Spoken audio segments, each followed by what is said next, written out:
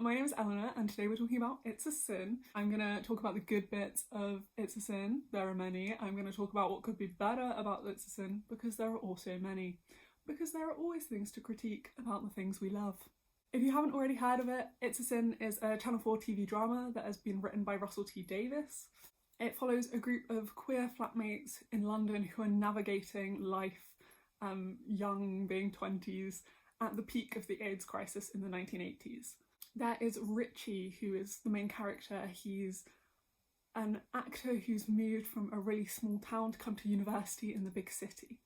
There's Jill, his friend, who he meets at uni, and Ash, who he has some sexual relations with in the first episode.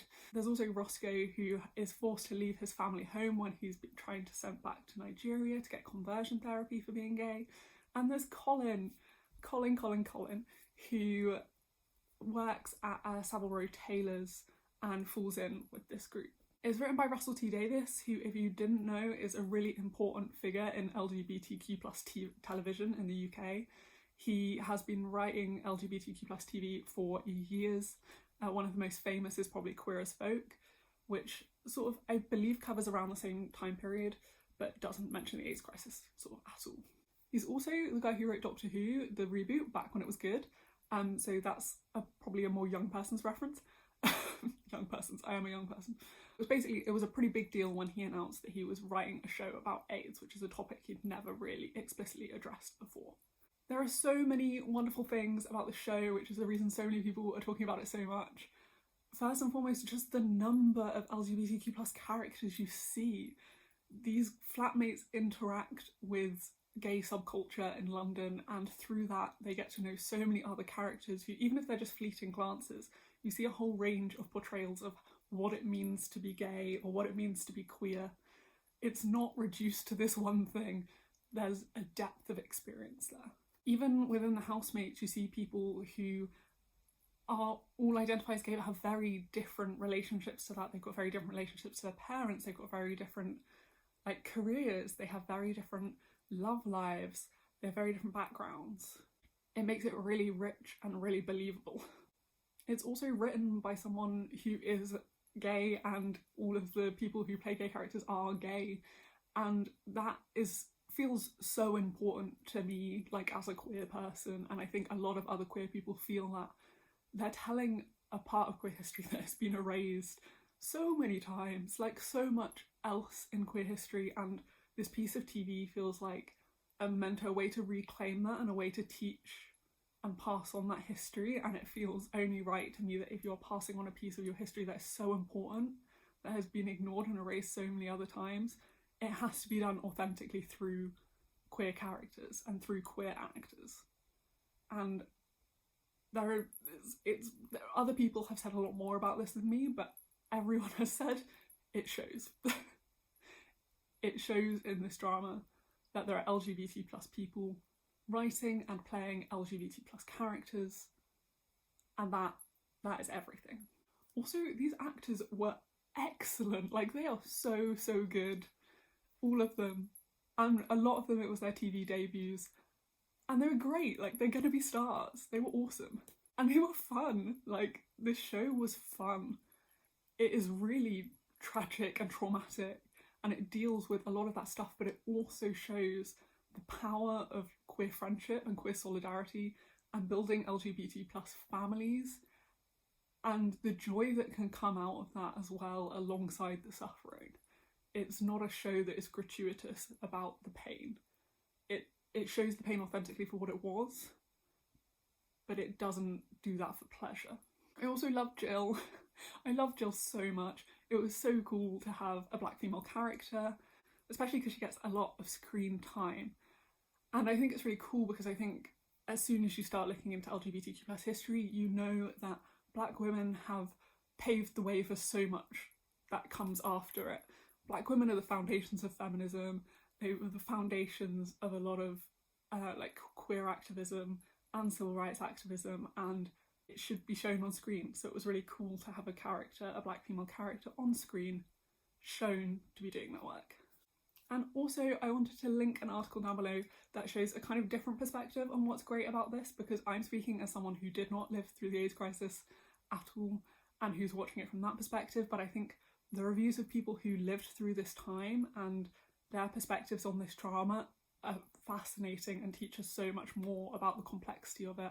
For people who didn't live through it, like me, it's worth spending the time to listen to the voices of people who did, because that is what this narrative is trying to reclaim. It's trying to reclaim the voices of those people who lived through it and give them a space to talk about the experience that they haven't been able to pass on because no one's given them the space to talk about it before. So that's what I loved, but there were some bits that I didn't love quite as much. There's a lot in this show that could be better, and to be honest, I think a lot of it comes down to the length of the series. It's only 5 episodes long, and I just read somewhere that it was meant to be 8, which might explain some things, but it's 5 episodes long, and there are basically 5 main characters of the flatmates, and trying to fit those stories in whilst also having a main character, Richie is clearly the main character and gets a lot more background and screen time, it doesn't work. Stuff goes missing along the way. So let's talk about some of the things that I would have loved to seen add in to take it up even further. First of all, I have issues with Jill and how she is presented. I love that she's there, but she has no life of her own. Jill's sole purpose seems to be caring for Richie and caring for the other people in the flat. Jill gets involved in AIDS activism, which is awesome, and it's really cool to see that work being done, but she still has no personality within that. Jill's only character trait kind of seems to be a caring figure, a mother figure. She is essentially there to oppose the figure of Richie's mother and to show another way of loving, but like beyond that she has no life. Like, it's remarked on at one point, we see nothing about her like sex life, we see nothing about her career as an actress and how she is dealing with that. Her parents come down briefly to be supportive, but like she basically just gives them a hug and like there's no more depth to it than that. There's no more exploring what it means for her to be a black woman interacting with all these queer people and within that community. I wanted more of her. She didn't feel real. Again, taking this even further, Ash. Amazing character. Was he a human? Like, where was his screen time? I swear he appeared in the first episode to point out that Richie was racist, and then he appears in the final episode like to point out that Richie's mum is racist. Like, oh, and he also appears to like point out Section 28 and be like, oh look, like he seems to be there to bring in the politics of the day and to point out sort of the political context, but like he just disappears the rest of the time. Given that he's literally Richie's love interest, like he's meant to be this love interest, like we never see him. There's meant to be this big emotional reveal moment where it's revealed that he's been in love with him the whole time, but at least for me, like because Ash was rarely on screen, I really didn't see that continuing throughout the years. Like, it just seemed to come out of nowhere. I don't see any of his progression from being in drama class with them to becoming a teacher and how he deals with that, or anything more about his teaching life beyond that brief mention of Section 28. And then it's a fiction, and yes, like I know like part of it is tragic because he can't be there to see Richie at the end, but I think it really doesn't do justice to his character to literally wipe him out of the final episode 2 and have the only shot of him being like alone crying in a corridor. I'm just not sure. Like, Ash is really cool. It's like a love interest who is an Indian man. Like, we don't often see that, and yet he just, like, he deserved so much better. What this comes down to is Jill and Ash being sidelined for Richie. Their plot lines revolve around Richie, and this, I think, is the thing that I have the biggest iffiness about. Richie is like this white, annoying, conservative man. Like, he's not very politically liberal, and maybe, yes, that's quite interesting to show that there were, like, not all queer people are really, really, like, left-wing, but equally, he kind of gets all of the dramatic and emotional movements, and that irks me a bit.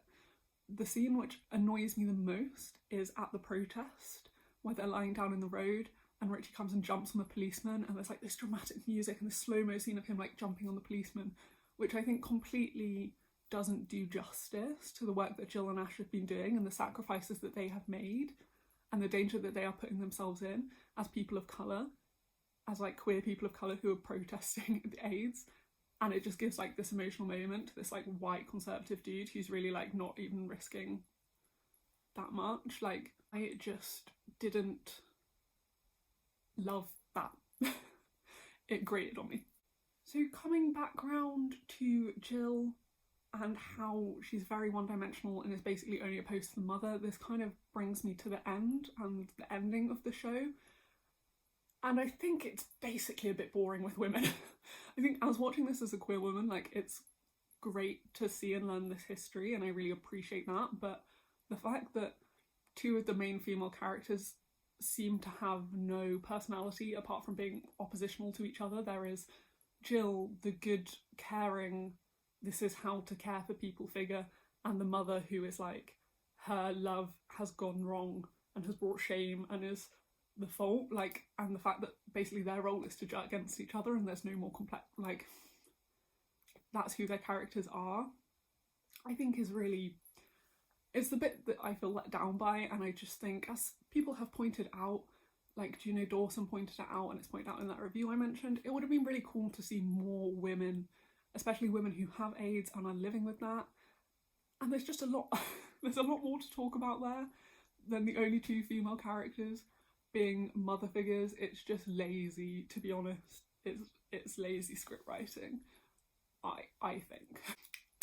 And the best bit, we've done the good, we've done the better, we're here for the best. The best bit about all of this is that what HIV and AIDS looks like in It's a Sin, like what you see as the reality of life is not the reality of life anymore. Like, HIV treatment has moved on so much now. We have PrEP, which is a medication which you can get at sexual health clinics, which prevents you from contracting HIV of sexual partners. And if you are HIV positive, that can be managed. And if you're on the right medication, then it's not even transmissible. You can be having sex with a condom, you can be having sex without a condom. You can't transmit the HIV in your system to anyone else, which is like, that's amazing. And people don't know about this. And it's really important to highlight that the reality of life has changed. And it's also really cool that Nathanal J Hall, who's one of the actors, he plays Donald, he plays Richie's love interest. He's HIV positive and he's been doing a lot of work talking about his HIV positive status in relation to the show and how, what life is like living with HIV today. I'll link him talking about his experiences down below as well, so you can go look at that and read more about what it's like to have HIV today. It's also HIV testing week, or it has been around that, so you can order free HIV testing kits to your house and do it that way. And I think it checks for something else as well, I can't remember what. Like, you can just get a kit tested to you, like posted to you, you can get tested, you can know. We're in a slightly different time. And obviously it's so important that we have this documenting of what the AIDS crisis was like and how that was lived. And this discussion needs to be had because we've actually probably never really properly dealt with the trauma and the betrayal of gay people that was faced. Like, it was the biggest, it's bigger than COVID. The amount of people who died was humongous and no one spoke about it. And the treatment we can see through It's a Sin was awful, awful. And it's so important that we start to have these discussions and start to give people a chance to talk about their experiences in that way. And that's why I think It's a Sin is just an incredibly important piece of television. And I'm really glad that so many people are talking about it. Like, having said all that stuff I said about the characters, it doesn't undermine how much I valued this show and how much I loved it. And if you haven't watched it, I've given you so many spoilers, but go watch it, please. That was me ranting about It's a Sin. Expect more of these to come because I've been watching a lot of TV, a lot of good TV, which is wonderful. And I will see you next week.